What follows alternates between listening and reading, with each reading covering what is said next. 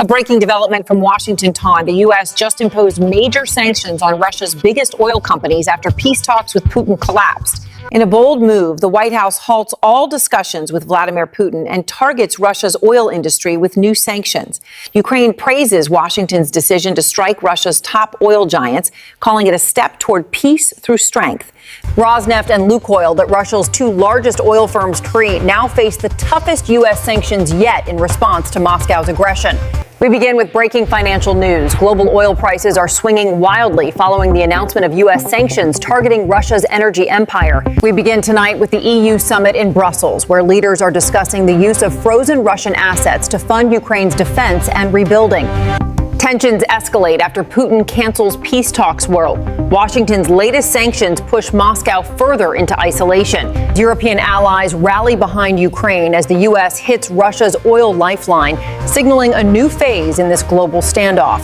In an urgent address today, Russia voiced an angry response to Washington's sanctions, warning of swift economic retaliation and a deepening global divide. Welcome back to Global Echo, where the world's stories come alive and headlines echo louder than ever. Today, we're diving deep into breaking developments that are shaking global markets and reigniting tensions between Washington and Moscow.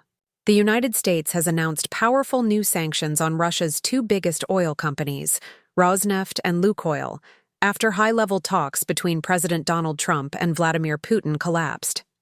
Ukraine has already praised the move, calling it a major step toward achieving peace through strength. This moment marks the first direct financial hit the Trump administration has delivered to the Kremlin since Russia's full-scale invasion began.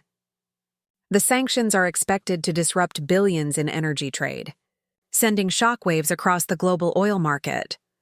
Washington's decision came just hours after President Trump confirmed that his planned meeting with Putin would be shelved indefinitely, citing no meaningful progress on peace or de-escalation. The U.S. administration described these sanctions as a firm stand against aggression and a sign that diplomatic patience with Moscow is wearing thin.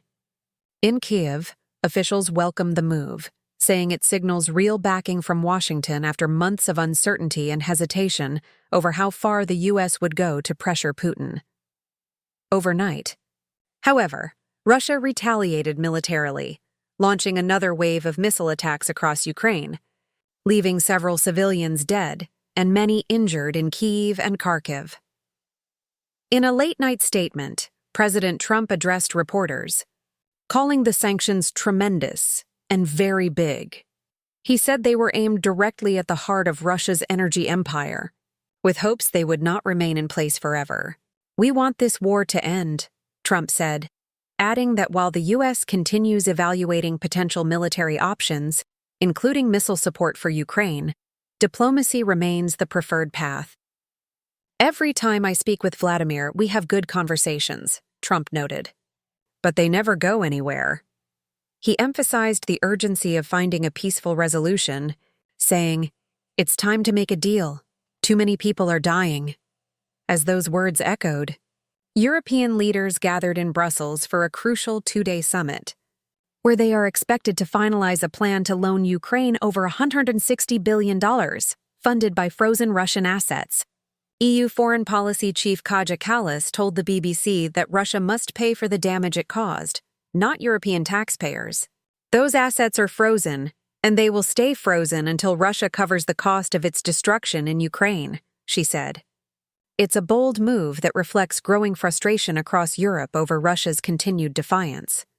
When asked if she believed the EU would finally act, Kallas admitted that reaching a deal among 27 democracies is never easy, but optimism remains high. "We've come a long way," she said, "and we all agree, Russia should pay." Her words came as Trump criticized European countries for continuing to purchase Russian oil and gas despite sanctions. "They're funding the war against themselves," Trump said, pointing to Hungary, Slovakia, and France as major buyers. "Who ever heard of that?" he asked.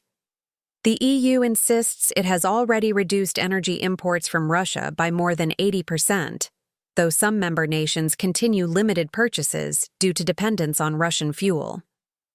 Kallas subtly reminded reporters that some of these same countries remain strong allies of President Trump. "I hope," she added, that he delivers those messages to them directly. Meanwhile, the question hanging over both Washington and Brussels is, what's next? There's growing talk about a so-called 12-point peace plan circulating in diplomatic circles. The plan reportedly includes the return of deported Ukrainian children, reparations for damages, and guarantees of Ukraine's sovereignty and borders. But who owns the plan? And will Donald Trump ultimately endorse it? European officials insist that the proposals have been theirs all along, and that any true peace effort must begin with pressure on Russia to negotiate seriously. Back in Kyiv, President Volodymyr Zelensky is preparing to join European leaders at the Brussels summit.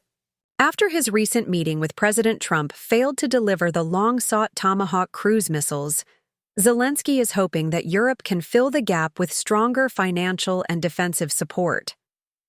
Live footage shows a flurry of diplomatic activity as leaders arrive, cameras flashing, and questions flying, all centered on one theme: how to sustain Ukraine's fight and hold Russia accountable.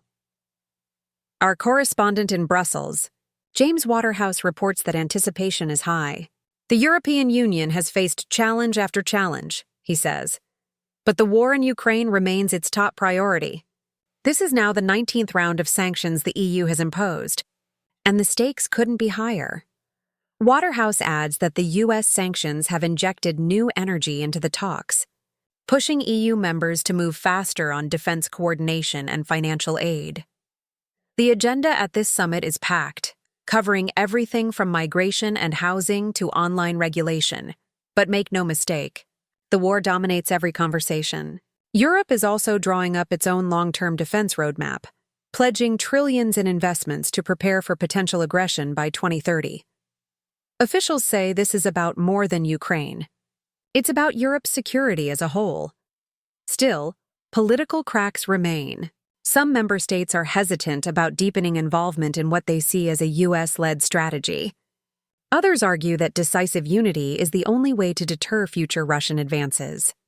As debates unfold, Zelensky's presence serves as a powerful reminder of what's at stake. For him, the timing of these sanctions couldn't be better, especially after returning from Washington empty-handed. The overall message coming out of Brussels today is clear.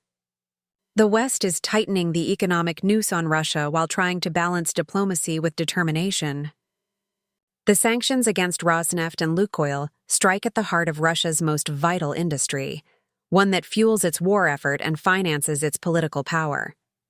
Analysts predict the measures could cripple Moscow's oil exports over time, forcing the Kremlin to look toward China and India for relief, though even those relationships are showing strain. Energy markets reacted swiftly to the news. Oil prices spiked briefly before stabilizing as traders assessed the long-term implications. Experts warn that if Russia retaliates by cutting off additional exports or sabotaging infrastructure, the ripple effects could reach consumers worldwide.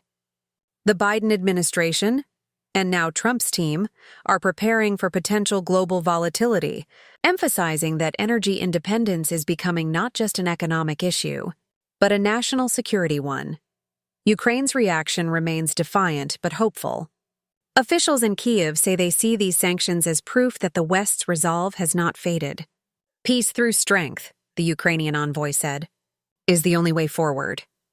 Zelensky echoed that sentiment, calling on allies to maintain unity and keep pressure on Putin. This war will not end with words alone, he said. Meanwhile, Russia has condemned the sanctions as illegal and hostile, accusing Washington of escalating tensions. Kremlin spokesperson Dmitry Peskov warned that the move would boomerang against Western economies. But international observers argue that Moscow is running out of cards to play, and that its own overreach in Ukraine has isolated it more than ever before. As the summit continues, all eyes are on whether Europe can deliver concrete financial support and whether Washington will take additional steps to keep the momentum alive. The next few days could define the next phase of this long, grinding conflict, and possibly the broader balance of power in Europe. For now, Ukraine stands resilient, Russia stands defiant, and the U.S. has drawn a line. Whether this marks a turning point in the war or just another chapter in a complex geopolitical struggle remains to be seen. You're watching Global Echo, where every voice matters and every headline resonates around the world. Stay tuned, stay informed, and don't forget to like, share, and subscribe for more global updates.